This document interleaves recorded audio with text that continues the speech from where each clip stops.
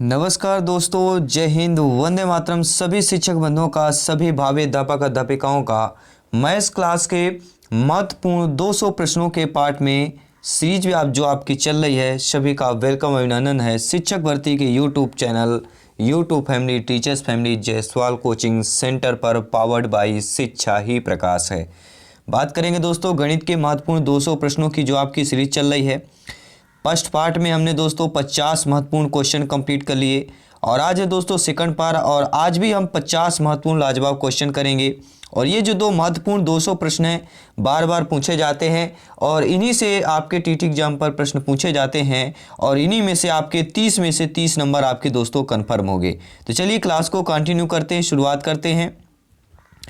पहला second part का आपका यानी 51 नंबर क्वेश्चन, क्योंकि इसके पहले 50 प्रश्न हम कंप्लीट कर चुके हैं, तो 51 से हम इस शुरुआत करेंगे। प्रश्न ये पूछा जा रहा है कि रोशनी 1 घंटे में एक किताब का 1/3 भाग पढ़ती है, वह किताब को 11/5 घंटे पढ़ती है, तो इस किताब को कितना भाग पढ़ने में शेष बचता है। ध्यानपूर्वक समझिएगा। 1 घंटे में 1/3 भाग पढ़ती है, तो भाई 11/5 घंटे पढ़ती है, तो कितना भाग पढ़ने को शेष बचता है। प्रश्न को समझिएगा। प्रश्न को समझ लिया आपने, आंसर भी अच्छे तरीके से दे लिया। चलिए शुरुआत करते हैं। देखिए सभी को पता है कि 1 घंटे में जो है कितने मिनट होते हैं, 60 मिनट होते हैं, ठीक है। और यहाँ पे हमें 1 मिनट का निकाल लेते हैं, तो 1 मिनट में कितना भाग आ जाएगा, तो 1/3 गुणे 60 भाग, मतलब 1 मिनट में जो है कितना भाग पुस्तक का पढ़ेगी, तो 1/3 गुणे 60 भाग पढ़ेगी। इसके बाद आपको कैसे सॉल्व करना है, तो 2 गुणे 60 धन 60/5 कर लेंगे, क्योंकि 11/5 घंटे पढ़ रही है। यहाँ पे जो 11 आपका दिया गया है, इसलिए हम 60/5 कर लिया गया है। इसके बाद 60 दूना 120 हो जाएगा, प्लस आपका 12 ये हो जाएगा, बराबर टोटल कितना हो जाएगा, 132 मिनट हो जाएगा। कितना हो जाएगा, 132 मिनट हो गया।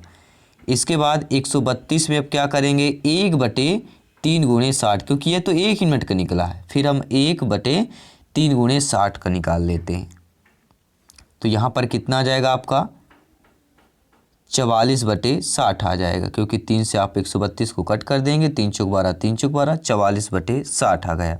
इसको और सरल करेंगे, 2 से काटेंगे 42/30 आ जाएगा, और 11 से काटेंगे 11 दूनी 22, और 2 से कटेगा तो 15, तो 11/15 आ जाएगा। यहाँ पे कितना आ जाएगा आपका, 22/30 है जैसे, तो 22/30 को आप क्या लिख सकते हैं, 11/15 लिख सकते हैं।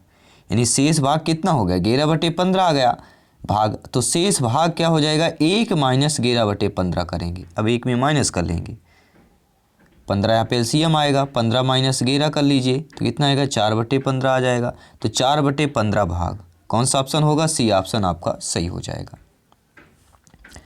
चलिए देख लेते हैं अगला प्रश्न क्या पूछा जा रहा है। अगला प्रश्न है, यदि एक संख्या को 1/2 घटाया जाता है, यदि एक संख्या से जो है 1/2 को घटाया जाता है, तत्पश्चात 1/2 से गुणा किया जाता है, संख्या 1/8 में बदल जाती है, तो वह संख्या क्या होगी। चलिए ध्यानपूर्वक समझिएगा। माना कि वह संख्या x है जिसमें 1/2 घटाया जाता है, तत्पश्चात उससे 1/2 का गुणा भी किया जाता है, 1/2 का गुणा भी कर दिए, तो संख्या 1/8 में बदल जाती है, यानी बराबर 1/8 कर लेना है। इतना करना है, इतना आपने कर लिया। अब आप लोग सरल कर लेंगे, बाकी गुणा भाग है, जोड़ घटाना है, ठीक है, कर लेंगे इतना सभी लोग।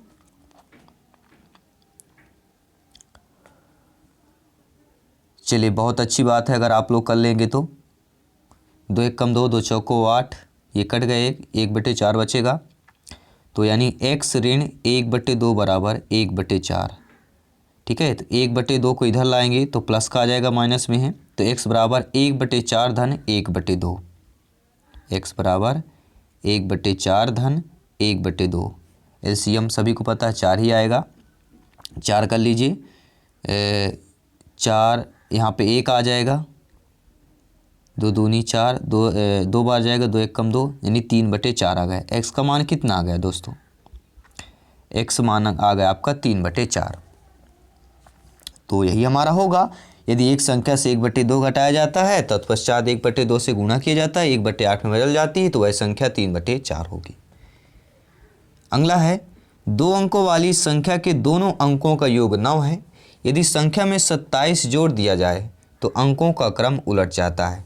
समझिएगा, 2 अंकों वाली संख्या के अंकों का योग 9 है। इस प्रश्न को कैसे सॉल्व करेंगे? देखिए, मान लेते हैं संख्या 2 अंक वाली है तो x और y संख्या मान लेते हैं। तो 2 अंकों का योग यानी x धन y बराबर कितना दिया गया है? 9 दिया गया है। इसको पहला समीकरण डाल लीजिए। फिर कह रहा है 2 अंकों वाली संख्या के दोनों का योग 9 है। यदि संख्या में 27 जोड़ दिया जाए तो 2 अंकों की हमारी क्या बनेगा? 10x धन y बन जाएगा। धन 27 अगर इसमें जोड़ दिए जाए और अंकों का क्रम उल्टा जाए तो बराबर क्या आ जाएगा? 10y धन x। जो 10xy है वो बाद में हमने क्या कर लिया? 10y धन x कर लिया। इतना नोट कर लीजिए अपने रफ में। इसके बाद की बात करें, फिर आपको क्या लिखना है? 10x धन यहाँ पे हाँ डायरेक्टली हम लिख लेते हैं ताकि आपको समझ में भी आ जाए। धन 27 बराबर 10y धन x। ये फिर से हमने संख्या यहाँ पे किया है। इसके बाद क्या करेंगे? 10x, इस x को यहाँ पे -x के साथ कर देंगे, प्लस y, ये 10y को इधर -10y में कर देंगे। ठीक है, बराबर 27 को बाहर कर देंगे तो ये इधर से इधर जाएगा तो माइनस में हो जाएगा, क्योंकि यहाँ पे प्लस में है, पक्षांतर होगा वहाँ पे तो माइनस में हो जाएगा। तो 10x ऋण x मतलब 9x, y ऋण 10y यानी कि ऋण y बराबर ऋण 27, यानी 9x ऋण y और ऋण 27 कितना आ गया? 9x ऋण y और माइनस का 27। 9 में तीनों में कॉमन होंगे तो x ऋण y बराबर कितना आ जाएगा? -3 के। और पहला हमारा समीकरण क्या था? x धन y बराबर y बराबर 9 के। x धन y बराबर 9 के था और ये आ गया जो आपका सेकंड समीकरण निकल के आया था x माइनस y बराबर -3 के। अब इन दोनों समीकरण को हल कर लेंगे। y से y कट जाएगा, 2x बराबर क्या आ जाएगा? 9 में से 3 गया 6 आएगा। 2x बराबर 6 आएगा तो x बराबर कितनी आ गई? वैल्यू आ गई 2 3 6, x की वैल्यू 3 आ गई। x की वैल्यू कितनी आ गई दोस्तों? 3 आ गई। और हमने क्या संख्या माना था? 10x धन y माना था, तो 3 गुणे 10 धन y कर लीजिए। या हमने ये भी संख्या माना था x धन y बराबर 9 है, x की वैल्यू हमारी 3 आ गई तो 3 धन y बराबर 9 कर लीजिए। तो 3 बराबर क्या y बराबर क्या आ जाएगा? 9 ऋण 3 कर लेंगे तो y का मान कितना आ जाएगा? 6 आ जाएगा। ठीक है, कितना आ गया? x का मान हमारा 3 आ गया, y का मान हमारा 6 आ गया। अब यही संख्या कह रहा है तो कितना आ जाएगा? देखिए यहाँ पे 36 और 63 दोनों दिया गया है, इसलिए आपको कंफ्यूज नहीं होना कौन सा संख्या। पहले हमने क्या माना था? x माना था तो 3 लिखेंगे, y हमारा बाद में आया था तो 36 हमारा यहाँ पे सही होगा, यानी जो डी ऑप्शन दिया गया वो होगा। 63 मत कर दीजिएगा कि y वाला पहले लिख दीजिए x वाला बाद, नहीं, जो जिस तरह से माना जाता है उसी तरह अंक आपको दर्शाया जाएगा। और आने वाले प्रश्न सरल भी रहेंगे, ऐसा मत समझिए। चलिए बात कर लेते हैं अगले प्रश्न की। अगला प्रश्न क्या दिया गया स्क्रीन पर पूछा जा रहा है? किन्हीं 2 परिमेय संख्याओं के जो बीच होता है, कोई परिमेय संख्या नहीं होती है, केवल एक परिमेय संख्या होती है, अनंत परिमेय संख्याएं होती हैं, या केवल एक परिमेय संख्या और कोई अपरिमेय संख्या नहीं होती है। देखिए ध्यानपूर्वक समझिएगा, किन्हीं 2 परिमेय संख्याओं के बीच जो है अनंत परिमेय संख्याएं होती हैं। ये ध्यान दीजिएगा, सी ऑप्शन सही हो जाएगा। अगला प्रश्न क्या पूछा जा रहा है? यदि 65 और 117 का महत्तम समापवर्तक अर्थात HCF 65 m ऋण 117 के रूप में दर्शाया गया हो योग्य है या दर्शाया गया है तो m का मान प्राप्त कीजिए। सिर्फ 2 या 3 लाइन का आपका यह आंसर है। चलिए सॉल्व कर लीजिए। 65 और 70 का महत्तम समापवर्तक, तो पहले 65 का निकाल लेते हैं, क्या जाएगा? 5 गुणे 13 × 65 कर लीजिएगा। 117 का निकाल लीजिए, 3 त्रिकाई 9 गुणे 13 कर लेंगे, 113 नंबर 117 होता है। इतना आपने कर लिया। अब देखिए दोनों में जो कॉमन होगा वही HCF होता है। 13 इसमें भी है, 13 इसमें बड़ी संख्या देखिए, तो 13 क्या हो जाएगा, इसका क्या आएगा, दोनों का महत्तम समवर्तक अर्थात HCF आ जाएगा। तो 65 और 117 का HCF यानी महत्तम समवर्तक कितना आ गया, HCF हमारा निकल के आया दोस्तों 13 है। और एक किसके बराबर है, 13 जो है आपके 65M, 65M ऋण 117 बराबर वैल्यू हमारी आ गई 13। अब ध्यान दीजिएगा, तो 65M बराबर 13 प्लस 117 कर लीजिए, तो 65M बराबर 13 117 को प्लस करेंगे बराबर 130 आ जाएगा। तो M बराबर 130/65। ठीक है, अब इसको कट कर लेंगे आप लोग, 13 दहाम 130, 13 पचे 65, 2 से काटेंगे, 5 से काट लीजिए, 5 एकम 5, 5 दूना 10, 2 आएगा। तो M की वैल्यू 2 आएगी हमारी, यहाँ पे M का मान M बराबर 2 आ जाएगा, दूसरे ऑप्शन पर दिया गया है, सही हो जाएगा। अगला प्रश्न है, एक परिमेय संख्या 5/19 व इसके योज्य प्रतिलोम के गुणनफल का गुणात्मक प्रतिलोम होगा। देखिए एक परिमेय संख्या दी गई 5/19 दी गई है। देखिए योज्य प्रतिलोम और गुणात्मक प्रतिलोम इतना समझाऊंगा, बस एक लाइन का है, एक लाइन हम इतना लिखेंगे और इतने के अंदर हमारा आंसर आ जाएगा। कैसे, 5/19 का योज्य प्रतिलोम क्या होता है, 5 ऋण 5/19 हो जाएगा। अब इसका गुणनफल का गुणात्मक प्रतिलोम क्या हो जाएगा, दोनों का गुणनफल, इसके योज्य और योज्य प्रतिलोम, मतलब समझ गए दोस्तों, 5/19 ये और इसका योज्य प्रतिलोम -5/19, इनका गुणनफल का गुणात्मक प्रतिलोम निकालना। पहले गुणनफल कर लेंगे, यहाँ पे 5 ही है, ठीक है, गलती मत कर दीजिएगा, ये 5/19 है। तो 5 25 माइनस का 25 आएगा और 19 का वर्ग क्या होता है, 361 होता है, तो -25/361 हो गए। अब इसका गुणात्मक प्रतिलोम, गुणात्मक में कुछ नहीं होता है, संख्या को पलट दिया जाता है, यानी जो 25 ऊपर है वो नीचे आ जाएगा और 361 आपको ऊपर चला जाएगा, तो -361/25 ये समझिएगा। ठीक है, हमारा पहला ऑप्शन सही हो जाएगा। देखिए योज्य प्रतिलोम में क्या होता है, मान लीजिए 1/2 है तो इसका योज्य प्रतिलोम -1/2 होगा। अब गुणात्मक प्रतिलोम है जैसे 3/4, इसका गुणात्मक प्रतिलोम क्या होता है, 4/3। गुणात्मक प्रतिलोम में क्या होता है, संख्या को पलट दिया जाता है और इसमें माइनस और गुणा नहीं लगता है। लेकिन योज्य प्रतिलोम में जैसे 3/4 है, इसका योज्य प्रतिलोम माइनस या ऋण 3/4 हो जाएगा। ठीक है, तो यहाँ पर अकॉर्डिंग टू क्वेश्चन आपका पहला ऑप्शन हमारा सही हो गया है। अब बात कर लेते हैं अगले प्रश्न की। 5.47 गुणे 5.47 ऋण 4.53 गुणे 4.53 का सरलीकृत कीजिए, यानी सिंप्लीफिकेशन का प्रश्न है।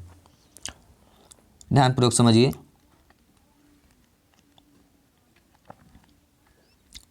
इसको हम क्या लिख सकते हैं, 5.47 का होल स्क्वायर माइनस 4.53 का होल स्क्वायर, और इसके बटे में भी संख्या है जो लिखी नहीं गई यहाँ पे। ठीक है, इसके आपके पूरे बटे में भी संख्या है, इसके पूरे बटे में संख्या है, आपका बता देता हूँ क्या है, 0.94 है। क्वेश्चन में मिसप्रिंट हुआ है इसलिए आपका, क्योंकि इसके अकॉर्डिंग ही आपके ऑप्शंस हैं। तो 5.47 का इसका हम होल स्क्वायर कर देंगे, इसका होल स्क्वायर कर देंगे और बटे में जो आपका ये है प्रश्न। ठीक है, अब आपको कुछ फार्मूला दिख रहा होगा जो आपने पढ़ा होगा 8th 9th क्लास में, A square minus B square बराबर क्या होता है, A plus B into A minus B बराबर A square minus B square. Formula आपको याद होगा। ठीक है, तो A square minus B square के फार्मूले में है, इसको हम क्या कर देंगे, ए प्लस बी और ए माइनस बी कर देंगे। कैसे करेंगे, ध्यानपूर्वक समझिए।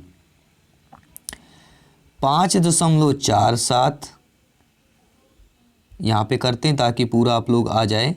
5.47 धन 4.53 ए plus B into A minus B, 5.47 minus 4.53 बटे में 0.94।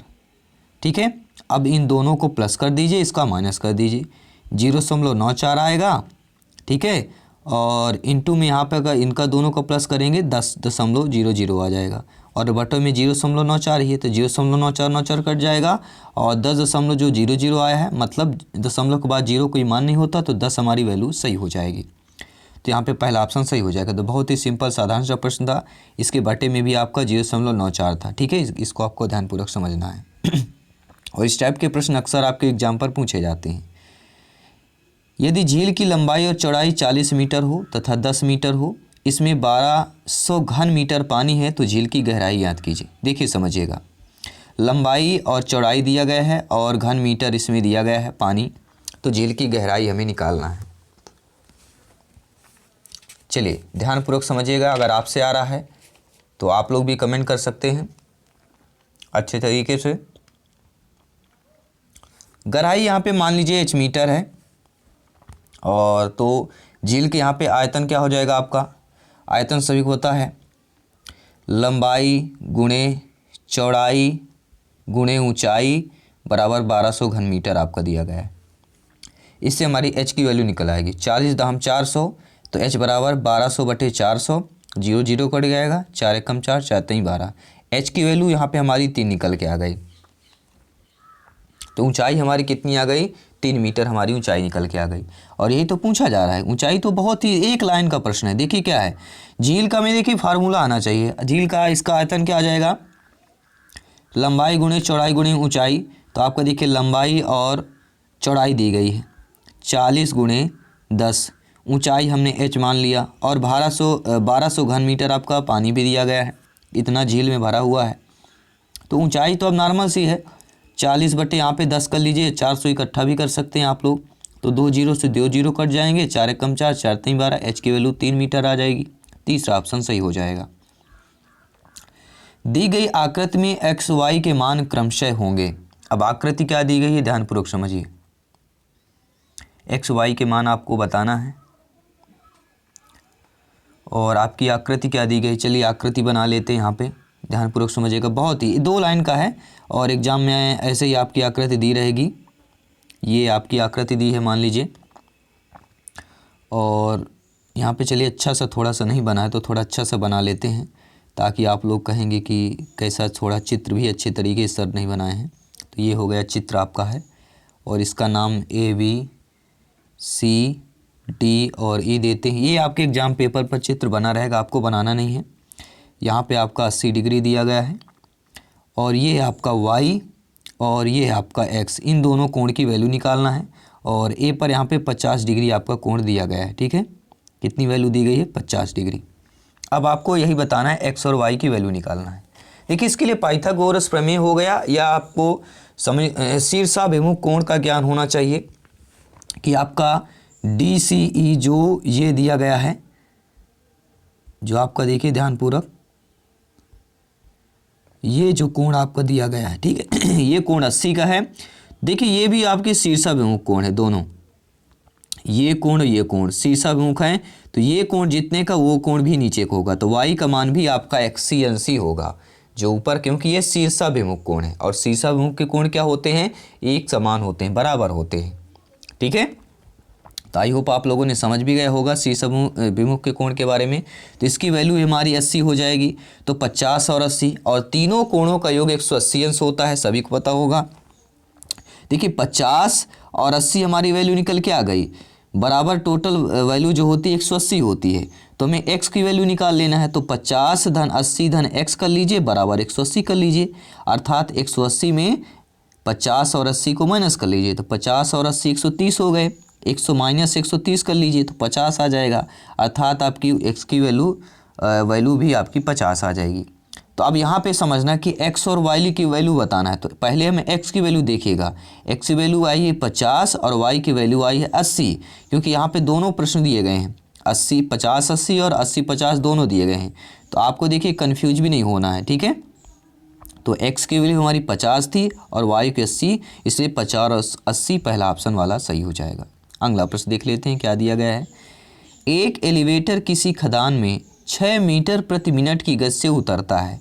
यदि एलिवेटर जमीन के स्तर से 10 मीटर ऊंचाई से उतरता है तो 350 मीटर उतरने में लगा समय होगा। क्वेश्चन थोड़ा हार्ड है, समझिएगा, हार्ड भी क्वेश्चन आएंगे, ये मत समझ लीजिएगा कि बस वही जोड़ घटाना गुणा भाग आएगा, ठीक है। कुछ फार्मूले का भी नॉलेज होना बहुत ज़रूरी है। एलिवेटर मान लीजिए, ये मान लीजिए ज़मीन है और ये आपका खुदाई हो गया, टोटल कितना कर रहा है 350 मीटर खुदाई कर रहा है। और यहाँ पे एलिवेटर मान लीजिए जो कि 10 मीटर ऊपर से उतरता है ये ज़मीन के अंदर, यह ए व बी मान लेते हैं। तो सिंपल सी बात है, हमें कुछ नहीं करना है, इतना चित्र बना लिया, आपका आंसर आ गया। मतलब 350 सही है और 10 मीटर ऊंचाई से आ रहा है, मतलब टोटल कितना हो गया 360 मीटर। कितना हो गया 360 मीटर हो गया ना, बस 360 मीटर हमारा क्या निकल आया। चाल हमारी क्या दी गई है, आपकी दी गई 6 मीटर प्रति मिनट दी गई है। तो समय बराबर फार्मूला क्या होता है, समय बराबर फार्मूला होता है दूरी बटे चाल होता है। क्या मैंने सही कहा, दूरी बटे चाल फार्मूला होता है, ध्यानपूर्वक समझिएगा।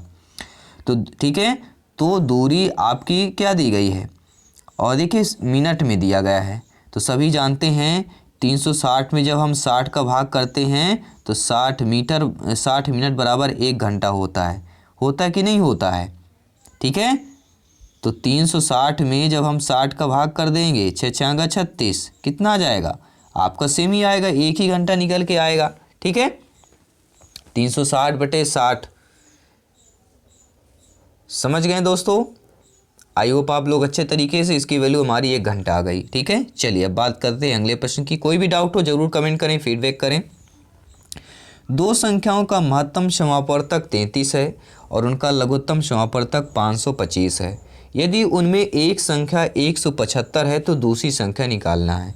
देखिए एक फार्मूला सभी को पता होगा, महत्तम समापवर्तक और लघुत्तम दिया गया है, यानी कि HCF गुणे LCM बराबर फर्स्ट संख्या गुणे सेकंड संख्या, ये आपका फार्मूला होता है। यहाँ पे कर क्या लेना है, 33 गुणे 525 बराबर पहली संख्या 175, दूसरी को x मान लीजिए, ठीक है। इतना आपको कर लेना, आपका आंसर आ जाएगा, ठीक है। x की वैल्यू यहाँ पे निकाल लेते हैं, क्या आ जाएगा x की वैल्यू 33 गुणे 525, यहाँ पे 33 नहीं, यहाँ पे 35 दिया गया था, ठीक है, मिसप्रिंट हुआ है, यहाँ पे 35 था। तो एक ही बात है संख्या, क्योंकि 35 के अकॉर्डिंग यहाँ पे ऑप्शन आपको दिया गया है, चेंज किया गया था थोड़ा बहुत, ठीक है। तो यहाँ पे 35 गुणे 525 कर लेते हैं और बटे में 175 कर लेते हैं, ये दूसरी संख्या बराबर यानी x बराबर कह सकते हैं, ठीक है। तो 25 से आप लोग कट कर लीजिए, बहुत ही आसान है। 25 7 175 और 25 दूनी 50, 25 25, 7 एकम 7, 7 3 21, 35 गुणे 3 कर लीजिए, 105 आएगा, ठीक है। 105 जो आपके डी ऑप्शन में दिया गया है यही हमारा सही हो जाएगा, दूसरी संख्या 105 हो जाएगी। अगला प्रश्न देख लेते हैं। 10 मीटर प्रति सेकंड को किलोमीटर घंटे में बदलना है। बहुत ही आसान सा प्रश्न है, कैसे बदलेंगे। देखिए 10 मीटर प्रति सेकंड को हमें किलोमीटर प्रति हावर्स में बदलना है। किस में बदलना है, किलोमीटर प्रति हावर्स में। इसके लिए क्या करना होगा, 10 में 18/5 का गुणा करना पड़ेगा। 18/5 का गुणा करेंगे यानी 180/5 आ जाएगा। मतलब 5 6 का 5 3 15, 3 बचा, 5 6 का 30, 36 आ जाएगा। तो 36 किलोमीटर हावर्स आएगा। देखिए ध्यानपूर्वक, जब हम छोटी यूनिट से यानी मिनट से मीटर सेकंड से जब हम किलोमीटर हावर्स में चेंज करते हैं तो 18/5 का गुणा होता है। जब हम किलोमीटर प्रति हावर से मीटर प्रति सेकंड यानी बड़े से छोटे स्तर पर चेंज करते हैं तब यहाँ पे कितना होता है, 5/18 का होता है। ये ध्यान दीजिएगा, किलोमीटर अगर छोटे स्तर में जा रहे हैं तो 5/18 गुणा करना है, अगर छोटे से बड़े में जा रहे हैं, ठीक है, तो फिर आपका 18/5 का करना है। ये आपको ध्यान देना, पहला छोटा है यानी 18/5, बड़े की तरफ जा रहे हैं मतलब 18/5, छोटी की तरफ जा रहे हैं मतलब 5/18। अगला क्या दिया गया है, चित्र B बराबर 70, C बराबर 60, E बराबर BC का मध्य बिंदु है, तब AB का FB EB का मान निकालिए, ठीक है। चलिए तो इसको हम प्रश्न को कर लेते हैं। बहुत कठिन प्रश्न था इसलिए हम इसको नहीं करेंगे। चलिए अगले प्रश्न की। अगला प्रश्न क्या दिया गया, ध्यानपूर्वक समझिए, बहुत ही आसान सा है, इस टाइप के काफ़ी बार पूछे जाते हैं। प्रश्न है कि -2 की घाते -1 और इसकी घाते -1, इसकी घाते -1 और इसकी भी घाते -1, मतलब 4 बार आपके -1 घात दी गई है। 4 बार, 1 2 3 4 बार यहाँ पे घाते हैं, इसका मान हमें निकालना है।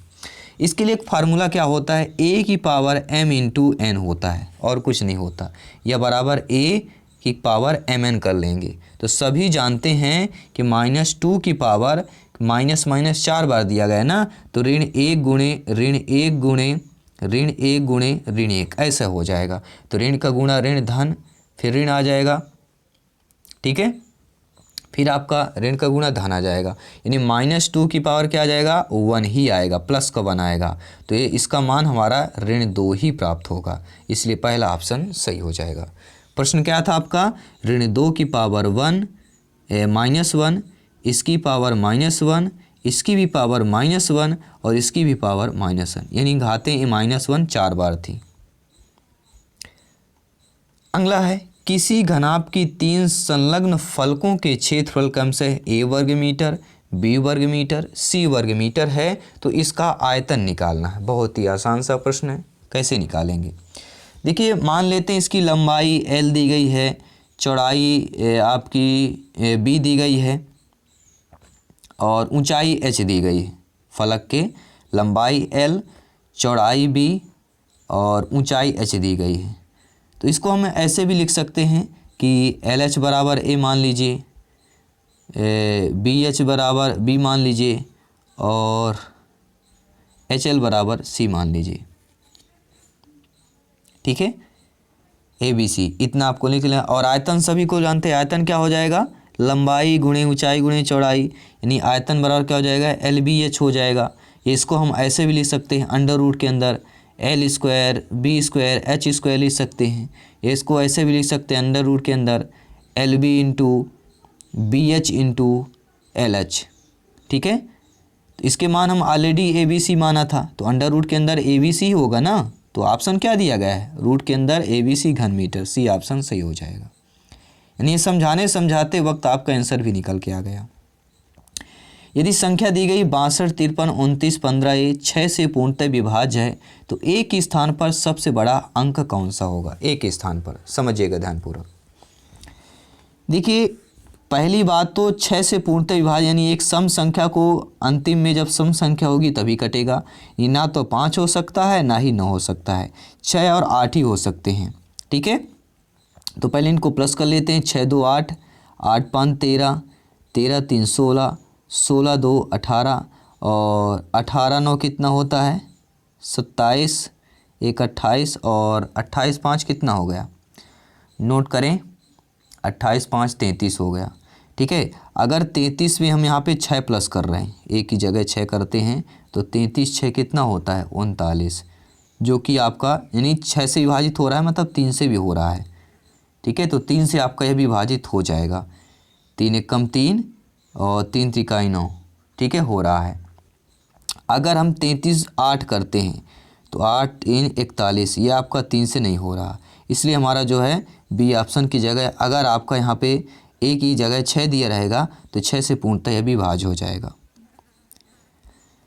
प्रथम 5 धन रूढ़ अभाज्य संख्याओं का योग बताइए। प्रथम 5 धन रूढ़ मतलब होता है अभाज्य संख्याएं, अभाज्य, ये भी ध्यान दीजिएगा, अगर रूढ़ आ जाए तो समझिए आपके कंफ्यूज नहीं होइएगा। देखिए यहाँ पे देखिए, समझिए ध्यानपूर्वक, प्रथम 5 धन, तो 2 धन 3 धन 5 धन 7 धन 11 होगा, 9 नहीं होगा, क्योंकि 9 भाज्य संख्या है, 3 से कट जाएगा, 3 तिकाई 9 होता है, ठीक है। तो चलिए इनको प्लस कर लीजिए। तो प्रथम 5 धन रूढ़ अभाज्य संख्याओं का योग 2 3 5 10 7 17, 17 11 कितना होता है, 28 हो जाएगा, सी ऑप्शन सही हो जाएगा। अगला है कि विजय और प्रिया के पास मिलकर 41 रुपये है, ठीक है। तो यहाँ पे मिसप्रिंट हुआ है, तो विजय के पैसों का 1/4 प्रिया के पैसों के 1/7 से 2 रुपये अधिक है, तो प्रिया के पास कितने हैं। विजय और प्रिया के पास मिलकर 41 है और विजय के पास पैसे का 1/4 प्रिया के पैसों के 1/7 से 2 रुपये अधिक है, तो प्रिया के पास कितने होंगे। प्रिया के पास मान लेते हैं x रुपये है, प्रिया के पास मान लेते हैं x रुपये है, तो जतिन के पास क्या होगा 41 - x होगा। सॉरी, विजय के पास कितना हो जाएगा, यहाँ पे नाम एक्सचेंज किया गया है तो इसलिए दिक्कत हो रही है। तो विजय के पास यहाँ पे कितना हो जाएगा 41 - x होगा। मतलब जो आपका प्रश्न क्या कह रहा है, यहाँ पे विजय या जतिन कुछ भी नाम हो सकता है, तो 41 - x/4 प्रिया के पास मिलेगा 41, तो पैसे का 1/4 प्रिया के पैसों के है, तो 41 - 4/1/4 मतलब ये 41 - x/4 कर लेंगे। अब प्रिया के पैसों का 1/7 से 2 अधिक है, 1/7 से मतलब x माना है हमने प्रिया का पैसा, तो x/7 से कितना अधिक है 2 अधिक है। ये फार्मूला बन गया 41 - x/4 बराबर x धन 7 धन 2।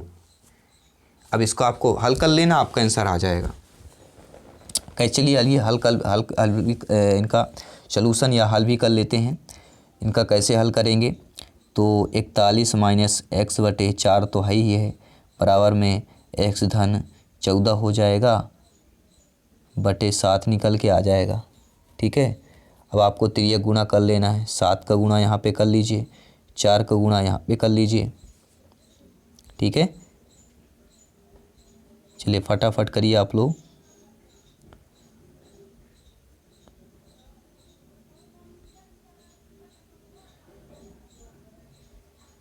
इसके बाद आपको करना क्या है, 7 × 41 - x बराबर 4 × x + 14। इसका जब आप लोग सलूशन करेंगे कितना जाएगा, 287 - 7x = 4x + 56, यानी कि 200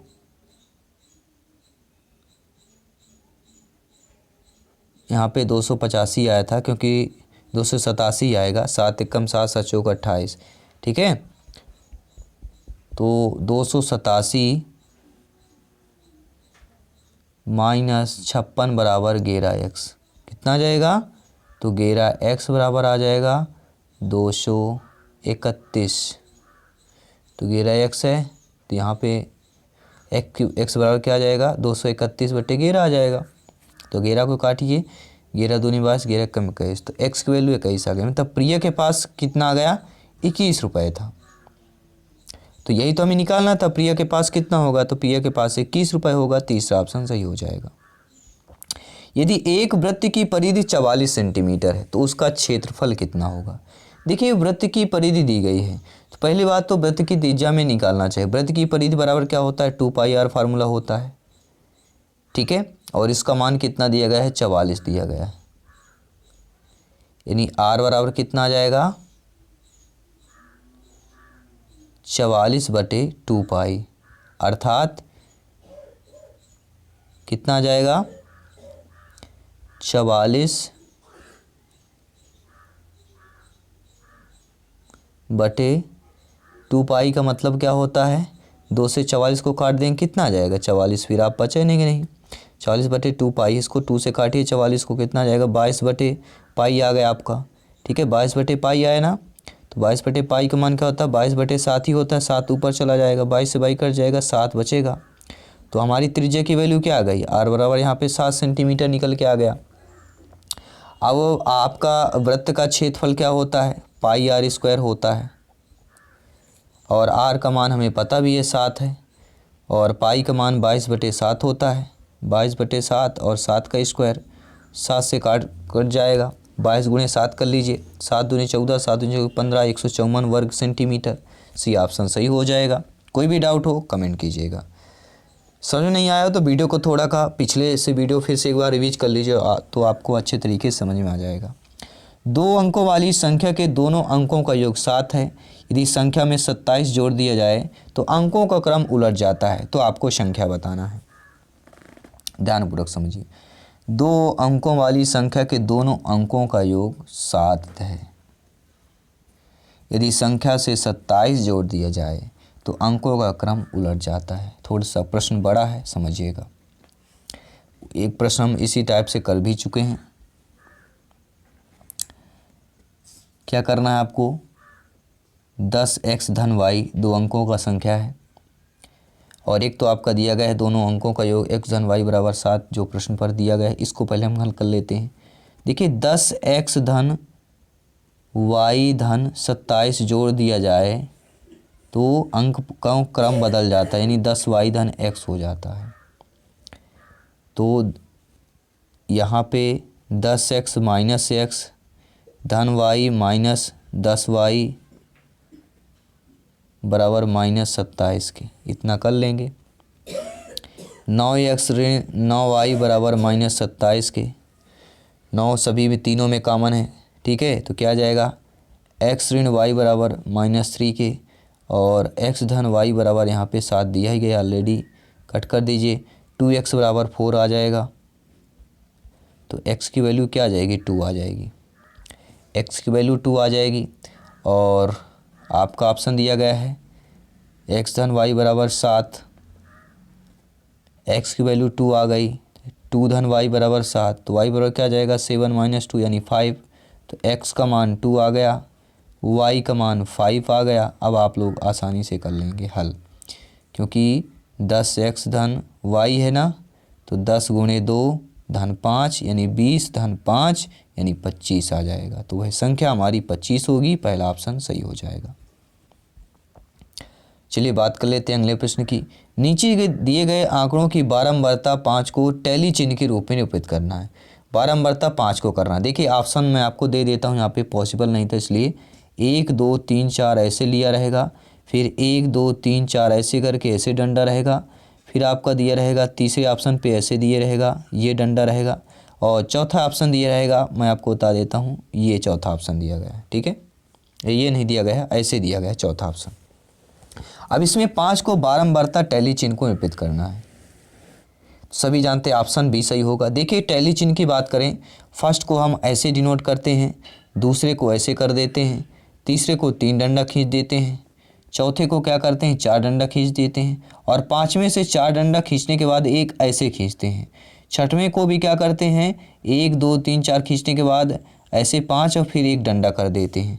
सातवें को क्या करते हैं, फिर 1 2 3 4 ये 5 हो गया, फिर 2 अलग डंडा कर देते हैं, 7 हो जाएगा। इसी प्रकार आठवें को ऐसे 4 डंडा 5, फिर ये 3 डंडा कर देंगे, 8 हो जाएगा। इसी प्रकार हम करते जाते हैं। तो टैली हमारा जो 5 का जो बारंबारता टैली होगी, 4 करके ऐसे वाला जो टैली हो जाएगी, ठीक है, जो आपका बी ऑप्शन था। दो सहअभाज्य संख्याओं का महत्तम समापवर्तक कितना होगा, ध्यानपूर्वक समझिए। देखिए दो सहअभाज्य संख्या, देखिए कोई भी आप अभाज्य संख्या का अगर महत्तम समापवर्तक पूछा जाएगा तो सदैव एक ही होगा। कैसे, आपको बता देता हूँ। मान लीजिए यहाँ पे 3 5 7 अभाज्य संख्या है, सहअभाज्य संख्या है, तो 3 को हम क्या है, 1 और 3 गुणनखंड होगी, इनका एलसीएम होगा। 5 का 1 और 5 होगा, इस प्रकार 7 का 1 और 7 होगा। तो तीनों में कॉमन क्या है, एक ही होगा, ठीक है। तो सहअभाज्य संख्याओं का महत्तम या एचसीएफ सदैव कितना होता है, 1 होता है। बी ऑप्शन सही हो जाएगा। दिया गया 17.15.271 में 7 के स्थानीय मानों का अंतर निकालना है। तो जो हमें स्थानीय मान निकालना, वहाँ पे 7 कम क्या कर लेते हैं, एक डंडी खींच लेते हैं, इससे में क्या होता है, आसानी होती। तो यहाँ पे 7 क्या हो जाएगा आपका, ठीक है। चलिए इसका भी दशमलव निकालिए। तो 17.15 दिया गया है, क्या दिया गया है, 17.15 दिया गया है, तो 0.07 आएगा। और इसका स्थानीय मान कितने आएगा, 7 के बाद 0 0 है, फिर 0.00 है, ऐसा कर लेंगे। 3 बार 0 ही करते हैं। दोनों का अंतर पूछा जा रहा है, यानी कि 700.00 और 0.07 में इसका माइनस करना है। तो इसका हम 10 मान लेते, 10 में 7 गया 3, ये 9 आ जाएगा, 0.99 ही आएगा, 6 आएगा, 699.93, अर्थात डी ऑप्शन सही हो जाएगा। अगला दिया गया कि भिन्नों का योग पढ़ाते समय शिक्षक को नीचे दी गई जो है त्रुटि ज्ञात करना है। 1 धन 2 धन 1/3 बराबर 2/5, यानी 1/2 धन 1/3 बराबर बच्चा क्या लिख रहा है, 2/5 लिख रहा है, नहीं डायरेक्टली जोड़ रहा है। जबकि सही जोड़ क्या होगा, यहाँ पे एलसीएम ले लेना पड़ेगा, 2 3 6 एलसीएम आएगा, ठीक है। और ऊपर कितना आ जाएगा, 3 2 5, 5/6 आएगा, लेकिन बच्चा डायरेक्टली जोड़ रहा है। तो इस स्थिति क्या है, शिक्षक को उपचारात्मक कार्य रूप से क्या करना चाहिए, यही आपको बताना है। तो उपचारात्मक रूप से आप क्या करेंगे, ध्यानपूर्वक समझिए यहाँ पे।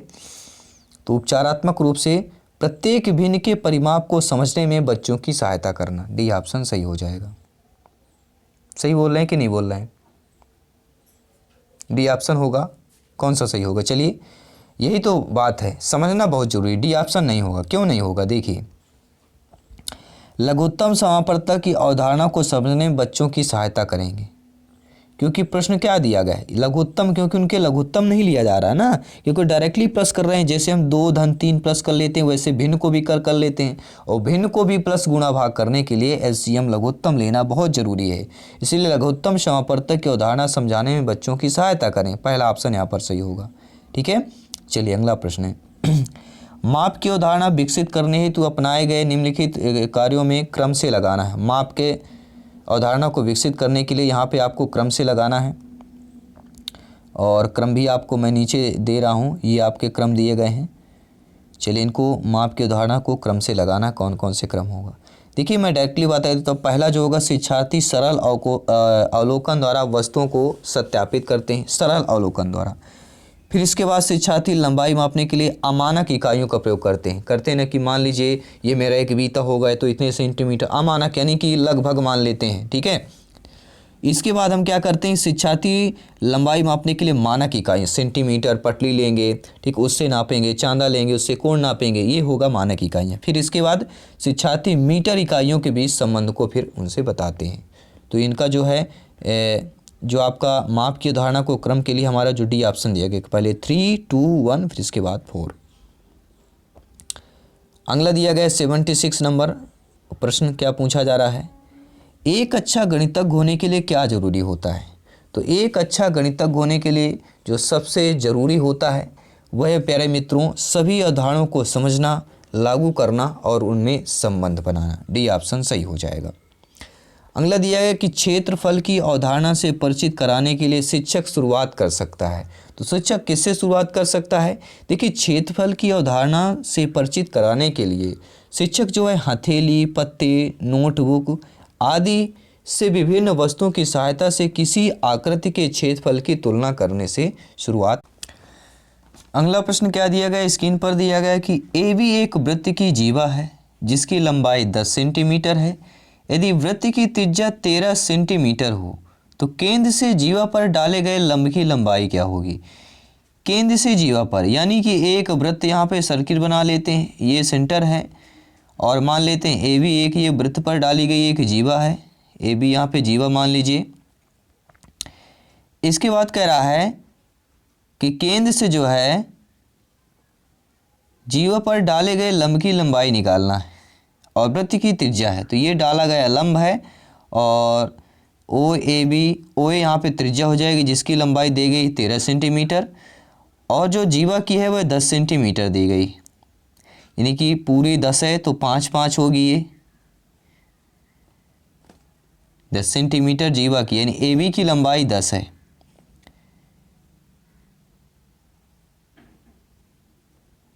यहाँ पे अगर सी कर देंगे तो ए सी की वैल्यू क्या हो जाएगी हमारी, ए सी बराबर क्या हो जाएगा, ए बी बटे 2 की हो जाएगा। तो ए सी बराबर ए बी का मान 10 है तो 10 बटे 2, ए सी की वैल्यू 5 आ जाएगी, ठीक है। इतना हमने फार्मूला बना लिया।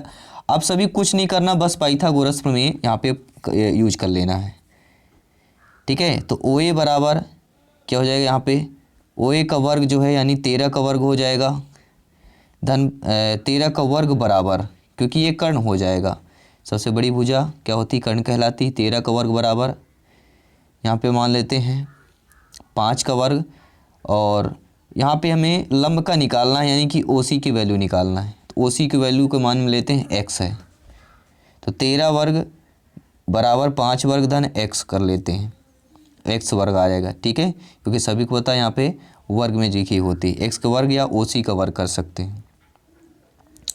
तो 13 का वर्ग 169 और 5 का वर्ग 125, तो 169 माइनस 25 कर लीजिए, कितना आ रहा है? सभी लोग कीजिए, कितना आ गया?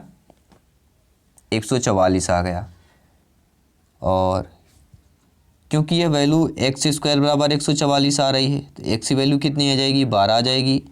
तो ओसी की लंबाई यानी कि जीवा पर जो डाला गया लंब है, ये केंद्र है, ये वृत्त है मान लीजिए, और ये केंद्र है, इस पर जो डाला गया ये जीवा पर जो डाला गया लंब है, इसकी लंबाई कितनी निकल के आ गई? 12 सेंटीमीटर। तो यहाँ पे हमारा पहला ऑप्शन सही हो जाएगा। चलिए बात कर लेते हैं अगले प्रश्न की। यदि किसी वर्ग के विकर्ण को 2 गुना कर दिया जाए तो उसका क्षेत्रफल होगा। तो कोई भी विकर्ण है उसको अगर 2 गुना कर देते हैं तो उसका क्षेत्रफल कितना होता है? सभी लोग जानते हैं, विकर्ण है तो डी स्क्वायर बटे यहाँ पे 2 कर देंगे, यानी कि 2d का स्क्वायर बटे 2 करके देखिए, ये फार्मूला होता है, डी स्क्वायर बाई 2 ये फार्मूला होता है। और किसी वर्ग के विकर्ण को दुगुना कर दिया जा रहा है, मतलब दुगुना कर दिया, मतलब यहाँ पे 2d का स्क्वायर हो जाएगा, 2d बटे 2 का होल स्क्वायर हो जाएगा, यानी कितना आ जाएगा? 2 दूनी 4, कितना हो जाएगा? 4d स्क्वायर बटे 2 हो जाएगा, 2d का होल स्क्वायर बटे 2 4d, मतलब कितना हो रहा है? 4 गुना हो रहा है, d बाई 2 का कितना हो रहा है? 4 गुना हो रहा है। मतलब यहाँ पे क्या हो जाएगा? यदि किसी भी वर्ग के विकर्ण को 2 गुना कर दिया जाता है तो उसका क्षेत्रफल दोस्तों कितना हो जाता है? दिए गए वर्ग के क्षेत्रफल का 4 गुना हो जाता है।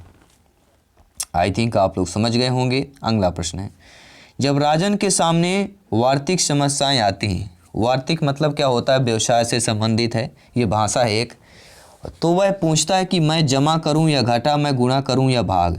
वार्षिक मतलब व्यवसाय से संबंधित, मान लीजिए एक राजन दुकान में ही बैठा है, उसके सामने एक व्यवसाय से संबंधित या बिजनेस संबंधित एक समस्या जाती है, दुकानदारी पर बैठा हुआ है, तो वह पूछता है कि मैं इसमें यार जमा करूं या घटा करूं, इसमें गुणा करूं या भाग करूं। तो इस तरह के प्रश्न जो है क्या बताते हैं कि राजन जोड़ और गुणा नहीं कर सकता है, राजन कक्षा में बाधा डालने के लिए अवसर खोजता है, या राजन को भाषा समझने में कठिनाई होती है, या राजन संख्या संक्रियाओं को नहीं समझता है। तो आप लोग क्या करेंगे? सभी कमेंट कीजिएगा। तो इसके लिए सबसे महत्वपूर्ण है कि राजन को भाषा समझने में ही कठिनाई होती है। अगर हम हिंदी लैंग्वेज से बचपन से पढ़ते आ रहे हैं, हमें इंग्लिश बोलकर उसको ट्रांसलेट करने के लिए बोला जाए तो हो सकता है बहुत सारे कर लेंगे, लेकिन यहाँ पे कठिनाई होती है, मतलब भाषा को समझने में कठिनाई होगी। सी ऑप्शन सही हो जाएगा। अगला प्रश्न है, यदि 547.527 बटे 0.0082 का मान जो है x है, तो यहाँ पे 547.527 बटे 82 का मान कितना होगा? ध्यानपूर्वक समझिएगा। इस प्रश्न को बहुत ही आसान तरीके से हल कर लेना है, और हल क्या करना है एक तरीका बता देता हूँ। देखिए 547.527 बटे 0.082, देखिए दशमलव को ख़त्म करना पड़ेगा, ठीक है। तो दशमलव को कैसे ख़त्म कर सकते हैं? ऊपर भी 1000 गुना कर देंगे तो नीचे का दशमलव खत्म हो जाएगा, और नीचे 1000 गुना करेंगे तो ऊपर हो जाएगा, तो 1000 से 1000 कट जाएंगे, मतलब ये सेम संख्या हो जाएगी। तो सेम संख्या मतलब ही होगा 547.527 बटे 82, इतना ही होगा ना, ठीक है। तो ये कितना आ जाएगा? 10 गुना कहला जाएगा हमारा, तो x बटे 10 की बात करेंगे, ठीक है। आई होप आप लोग समझ गए होंगे। तो हमारा आंसर क्या हो जाएगा? x बटे 10, पहला ऑप्शन सही हो जाएगा। तो x का मान ही तो पूछा गया, तो x का मान क्या हो जाएगा आपका? x बटे 10 हो जाएगा। चलिए बात कर लेते हैं अगले प्रश्न की। एक कोण का संपूरक कोण उसके कोटि पूरक कोण का 3 गुना है, तो कोण क्या होगा? समझिए, मान लेना है कि कोण x है, तो कोटि पूरक कोण बराबर क्या हो जाएगा? तो कोटि पूरक कोण बराबर 90 माइनस x, कोटि पूरक हो जाएगा, और संपूरक कोण मतलब 180 से लेके माइनस x, 180 से कम ही होगा उसको संपूरक कोण, और कोटि पूरक 90 से कम होगा, 90 माइनस x हो जाएगा। मान लीजिए कोई कोण है तो 90 माइनस x कोटि पूरक हो जाएगा, और 180 माइनस समकोणक हो जाएगा,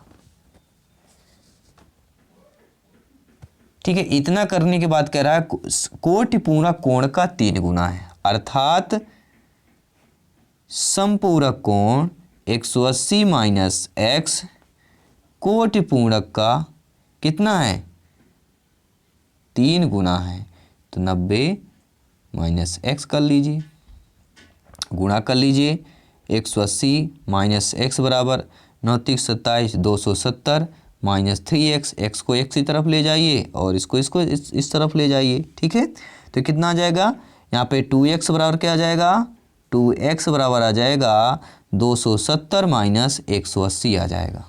तो x बराबर क्या आ जाएगा 270 माइनस 180 अर्थात 90/2 आ जाएगा।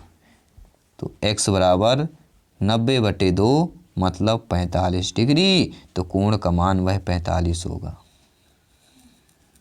ठीक है, एक कोण का संपूरक कोण उसके कोटि पूरक का 3 गुना है, तो कोण क्या होगा 45 डिग्री हो जाएगा।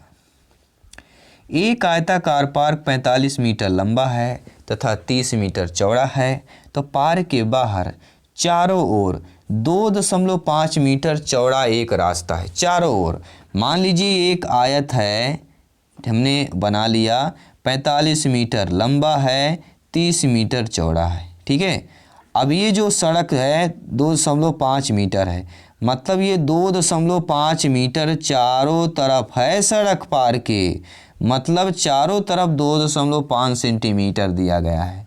ठीक है, ध्यानपूर्वक समझिएगा। ठीक है, तो चारों तरफ 2.5 दिया गया है, तो 2.5 यहाँ भी 2.5 यहाँ भी होगा, तो हमारा लंबाई में कितनी वृद्धि हो जाएगी 5 मीटर की होगी, क्योंकि 2.5 इधर हो गया 2.5 इधर हो गया, तो 45 × 5 50 मीटर टोटल आयत हो जाएगा। ठीक है, क्योंकि एक बना रास्ते का क्षेत्रफल निकालना है। ठीक है, तो 45 × 5 होगा, और इस प्रकार यहाँ पे भी 2.5 मीटर बढ़ेगा, तो यहाँ पर भी 5 होगा, तो 30 × 5 35 हो जाएगा। तो कितनी हो जाएगी यहाँ पर दोस्तों कितना हो जाएगा 50 × 35 हो जाएगा। ठीक है, और माइनस कितना कर लेंगे 45 × 30 जो आपका आयत है। 45 और 30 मीटर चौड़ा क्या एक आयताकार है, और हमें सड़क का चारों तरफ का निकालना है, तो सड़क सहित का पूरा का आयताकार पार्क में घटा दीजिए, दोनों की वैल्यू आ जाएगी। तो 1750 हमारा रोड सहित आपका आयताकार 1750 है, और विदाउट आयताकार पार्क बिना रोड के आयताकार पार्क कितना है 1350 है।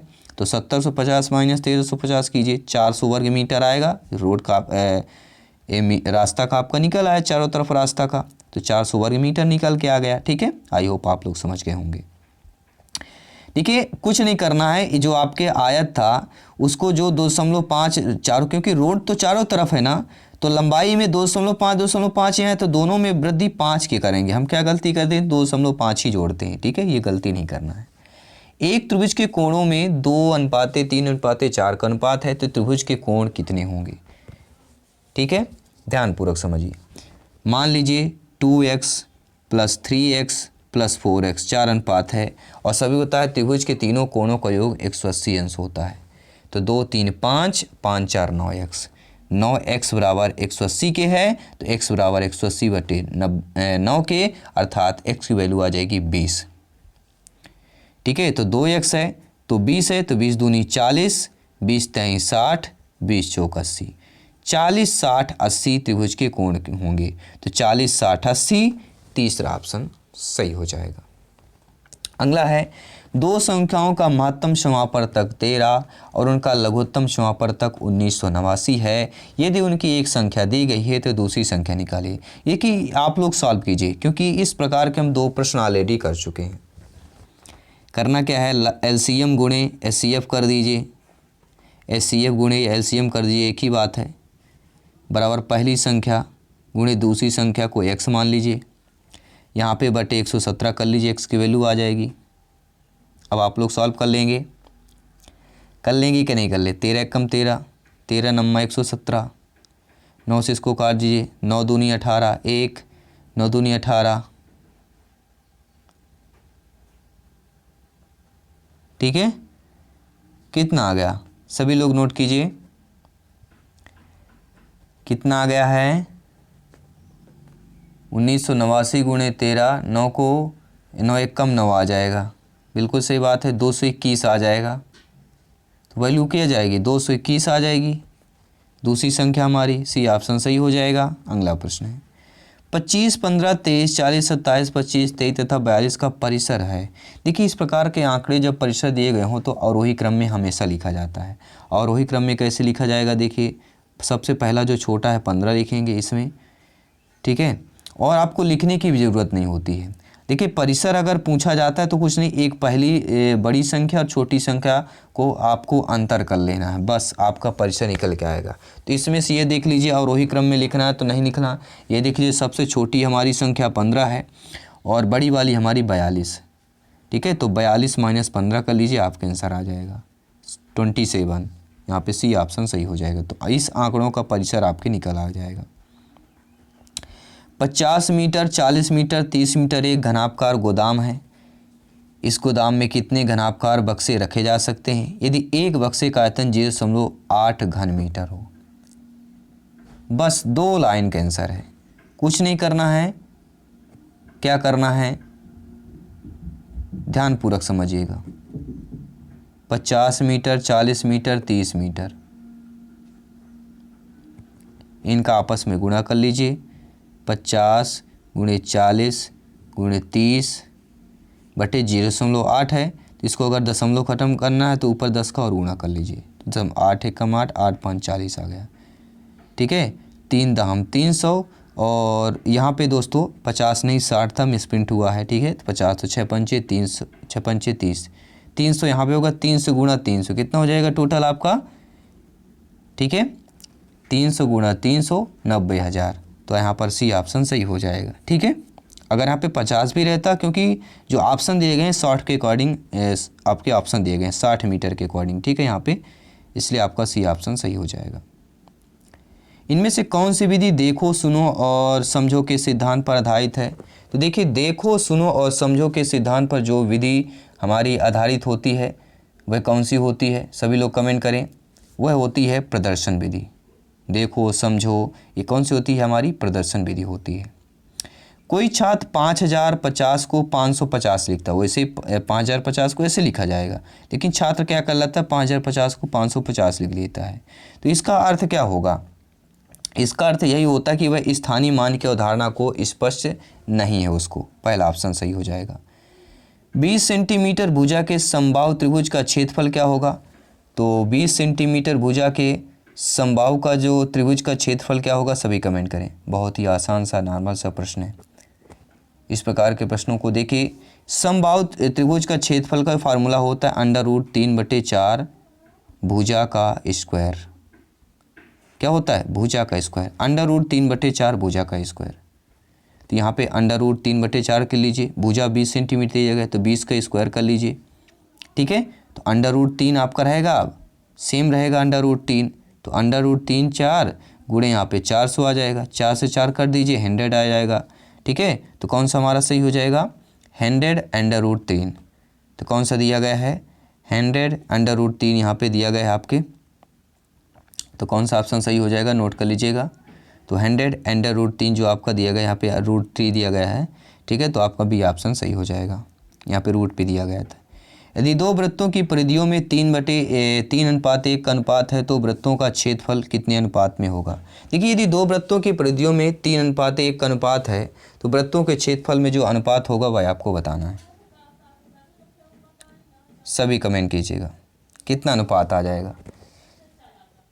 ध्यानपूर्वक देखिए, परिधि को सभी लोग पता है कि परिधि बराबर 2πr होता है और 2πr1/2πr2, क्योंकि यहाँ पे दो वृत्तों के दिया गया है तो दोनों वृत्तों की परिधियों में 2πr1 2πr2 बराबर यहाँ पे क्या आ जाएगा 3/1 दे दिया गया, ठीक है। तो 2π से 2π कट जाएगा, r1 r2 बराबर 3/1 और यहाँ पर r1 की वैल्यू क्या आ जाएगी 3r2 निकल के आएगी।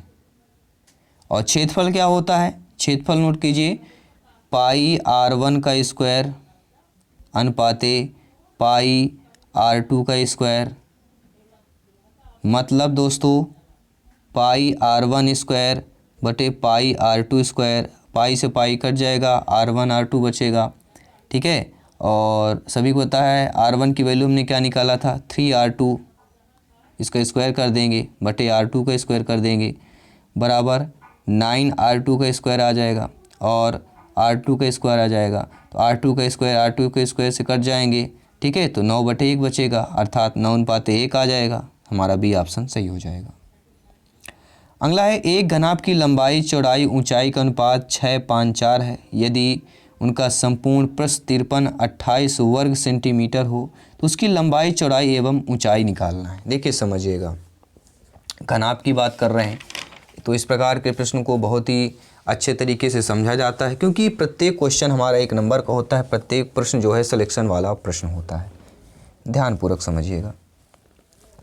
देखिए मान लीजिए 6x है, 5x है और 4x है। संपूर्ण पृष्ठ का हमारा जो फार्मूला क्या होता है, संपूर्ण पृष्ठ के घनाभ का आयतन की अगर बात करें तो 2 into LB plus BH plus HL होता है कि नहीं होता है। और टोटल आपका संपूर्ण पृष्ठ कितना दिया गया है 5328। तो 5328 बराबर कर लीजिए 2 गुणे LB, और हमारे LB मतलब केवल लंबाई और चौड़ाई, ये दिया गया है 6x into 5x plus 5x into 4x, ठीक है। फिर नीचे लिखिए 4x इंटू 6x, इतना कर लीजिए। इतना करने के बाद आपकी वैल्यू निकल के आएगी 5328 बराबर 2 इंटू 30x स्क्वायर धन 10 5 चौको 20x स्क्वायर होगा यहाँ पे 20x स्क्वायर, और इसके बाद आएगा प्लस 24, क्योंकि 6 चौको 24x स्क्वायर, इतना आ जाएगा। तो अब आप क्या लिख सकते हैं 5328 बराबर 2 इंटू 74x स्क्वायर। तो x स्क्वायर बराबर क्या आ जाएगा, x स्क्वायर बराबर आ जाएगा 5328 बटे 74 गुणे 2 आ जाएगा। जब इसको आप लोग 2 से काटेंगे तो 26 64 बटे 74 आ जाएगा, 74 से काटेंगे 36 आ जाएगा, ठीक है। तो x स्क्वायर बराबर 36 के या अंडर रूट 36 के, तो x बराबर अंडर रूट 36 आएगा, तो x बराबर 6 आ जाएगा। तो हमने क्या माना था 6x, तो 6 गुणे 6 बराबर 36 आ जाएगा, 5 गुणे 6 बराबर 30 आ जाएगा, और 4 गुणे 6 बराबर 24 आ जाएगा। तो 36 30 24, तो 36 30 24 सी ऑप्शन सही हो जाएगा। अगला है 0.125, क्या दिया गया है 0.125 की पावर 2/3 का मान क्या होगा। प्रश्न क्या है 0.125 की पावर 2/3 का मान निकालिए। अर्थात हम 0.125 को 125 बटे 1000 लिख सकते हैं और इसकी पावर 2/3 लिख सकते हैं। 125 को हम 5 की पावर 3 लिख सकते हैं और इसको 10 की पावर 3 लिख सकते हैं। तो 5/10 का होल क्यूब इंटू 2/3, तो 2/3 कर देंगे, 3 से 3 कट जाएगा, बटेगा 2, तो 5/10 का होल स्क्वायर कितना आ जाएगा, क्या दिया गया है 5/10 का होल स्क्वायर ही आएगा ना। तो 5/10 का होल स्क्वायर कितना आ जाएगा, सभी लोग जानते हैं वही आएगा, 25 गुणे 1000 आ जाएगा। तो 1000 है मतलब कितना आ जाएगा, ध्यानपूर्वक समझिए। तो वही अपन 0.25 बी ऑप्शन सही हो जाएगा। कोई भी डाउट हो कमेंट कीजिएगा। अगला प्रश्न है सॉरी यहाँ पे आपका जो पिछले प्रश्न का था वो यहाँ पे दोस्तों क्या क्या आएगा मैं बता देता हूँ, क्योंकि 5/10 का होल स्क्वायर आया था ना, तो 25 बटे यहाँ पे 100 होगा, ठीक है, ध्यान दीजिएगा। 25 बटे 1000 नहीं, 25 बटे 100 होगा, क्योंकि 10 का स्क्वायर था, ठीक है। चलिए अगला प्रश्न है 10 सेंटीमीटर त्रिज्या के एक वृत्त में वृत्त की जीवा केंद्र से 6 सेंटीमीटर की दूरी पर है, तो जीवा की लंबाई निकालना है। मान लीजिए ये वृत्त है, वृत्त का केंद्र है, 10 सेंटीमीटर की त्रिज्या है। मान लीजिए एक AB कोई एक जीवा है और O वृत्त का केंद्र है, ये लंब डाला, ये त्रिज्या। OA की वैल्यू कितनी दी गई है 10 सेंटीमीटर, और जीवा से जो है केंद्र की दूरी कितनी गई, ये दी गई 6 सेंटीमीटर। तो जीवा की लंबाई, यानी हमें एक ये पाइथागोरस फॉर्मूला कि इतने का वैल्यू निकाल लेना है, तो हमारा इतने का उसका दोगुना कर देंगे, क्योंकि सभी को पता है जीवा की आधी हमारी क्या होती है यहाँ पे त्रिज्या कहलाती है।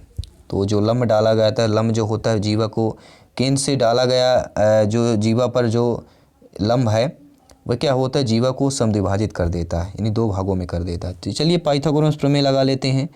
10 का स्क्वायर बराबर 6 स्क्वायर धन यहाँ पे कर लेते हैं OL, ठीक है। तो OL का स्क्वायर, तो 10 का स्क्वायर 100, 6 का 36, 100 में 36 माइनस कीजिए, कितना आ जाएगा, 64 आ जाएगा।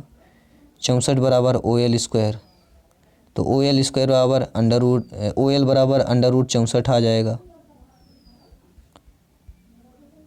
तो OL बराबर कितना आ जाएगा, 8 आ जाएगा। तो 8 गुणे 2 कर दीजिए, क्योंकि जीवा को समद्विभाजित करती है, आधी है तो 2 गुना कर देंगे, 8 2 16 सेंटीमीटर आ जाएगा। क्योंकि देखिए ये है, ये वृत्त का केंद्र है, ये आपका, एक सेकंड एक बार और बना देते हैं अच्छे तरीके से। ये जीवा है, ये लंब है, ये है, ठीक है। अब इसकी वैल्यू हमारी 8 आ गई, तो इसकी वैल्यू 8 होगी। तो 8 8 16 पूरी जीवी का कितना आ जाएगा, पूरा जीवा की लंबाई हमारी 16 सेंटीमीटर हो जाएगी, ठीक है।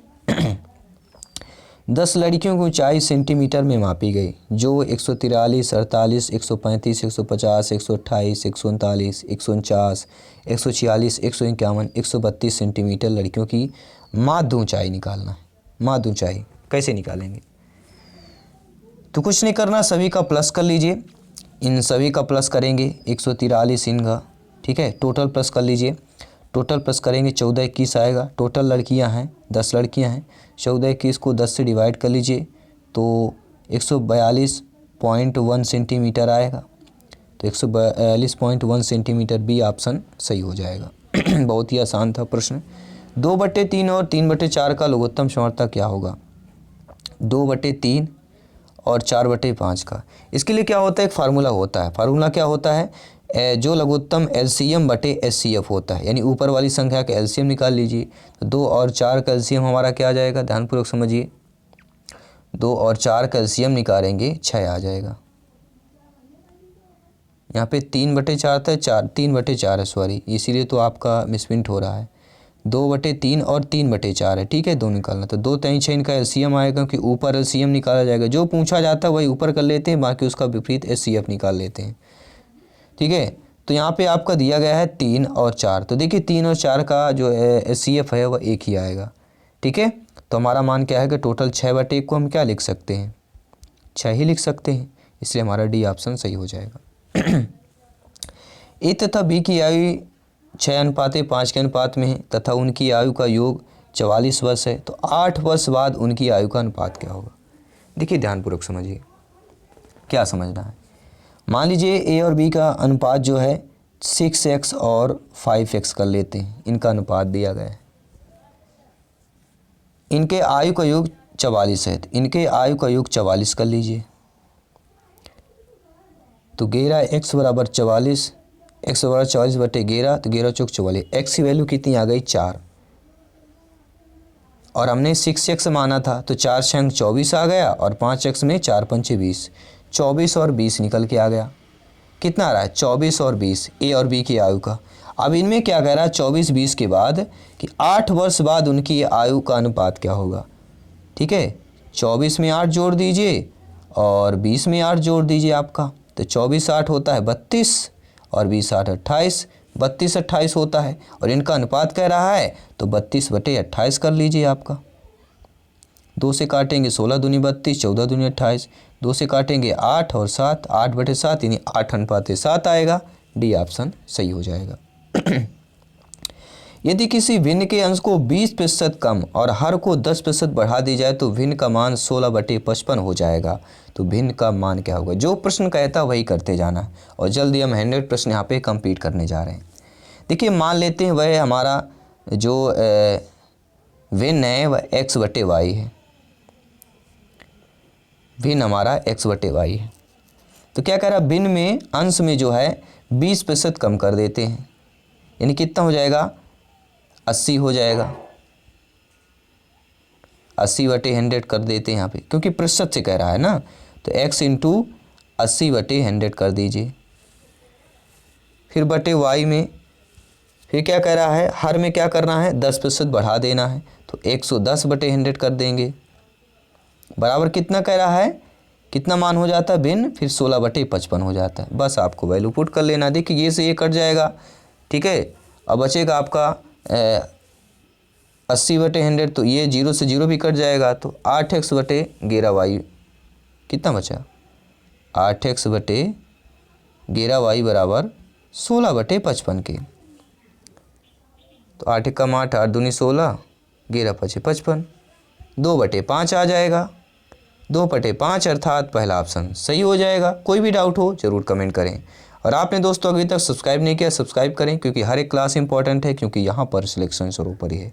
बात करेंगे पैटर्न का अध्ययन कर आपको बताना है। देखिए 1 × 1 = 1, 2 बार 1 है तो 1 2 लिखने के बाद फिर 1 रिपीट कर लेते हैं। 3 बार है तो 1 2 3 लिखिए, फिर यहाँ पे 2 1 फिर रिपीट किया जाता है। इसके अनुसार आपको बताना है इसका मान क्या होगा। देखिए यहाँ पे समझिए, 3 बार लिखा गया है। अगर इसको हम 1 1 4 बार लिखते हैं, गुणे 1 2 3 4 बार, तो इसका बराबर क्या आ जाएगा, 1 2 3 4 फिर 3 2 1 ऐसे आएगा।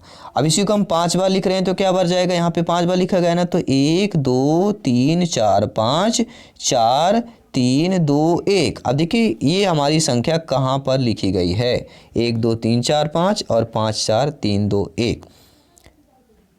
तो यहाँ पर लिखा गया है 1 2 3 4 5 4 3 2 1, तो पहला ऑप्शन यहाँ पर हमारा सही हो जाएगा, ठीक है, पैटर्न के अकॉर्डिंग। अब बात कर लेते हैं अगले प्रश्न की। गणित की प्रकृति दोस्तों कैसी है, सभी कमेंट करें। तो गणित की प्रकृति हमारी कैसी है, सभी लोग कमेंट के माध्यम से बताएं। देखिए गणित की प्रकृति जो सजावटी है, तार्किक है, कठिनता है, यह सामान्य के लिए नहीं। देखिए गणित की प्रकृति हमेशा किस रूप में होती है, तो सभी को पता होगा गणित की जो प्रकृति होती है हमेशा तार्किक रूप में होती है। किस रूप में होती है, तार्किक में। बी ऑप्शन सही हो जाएगा। तो दोस्तों अभी तक हम 100% कंप्लीट कर चुके हैं, और इसका पहला पार्ट नहीं देखा होगा तो आपके इंड स्क्रीन पर आ चुका होगा, ज़रूर देखिए पहला पार्ट। और हर एक पार्ट इम्पॉर्टेंट है, टोटल 200 प्रश्न करेंगे। इसके बाद भी आपके दो पार्ट आएंगे जो 100% के रहेंगे, और 100% कंप्लीट कर चुके हैं। और ये महत्वपूर्ण गणित के 2 प्रश्न आपके जो है 30 में 30 कन्फर्म कर देंगे। और कम से कम दोस्तों आपके 25+ मार्क्स तो आना ही आना है, अगर आप अच्छे तरीके से समझ लेते हैं, इतना ही।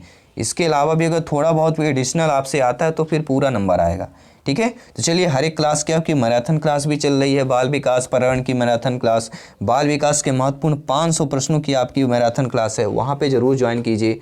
हर एक क्लास इंपॉर्टेंट है, क्योंकि सिलेक्शन यहाँ पे सर्वोपरि है। मैं आपके साथ जयसवाल सर जल्द मिलता हूँ नेक्स्ट क्लास पर। हर एक भाई बहन गृहिणी का सभी का वेलकम, अभिनंदन है। सभी मित्रों को जय हिंद, वंदे मातरम, धन्यवाद सभी का।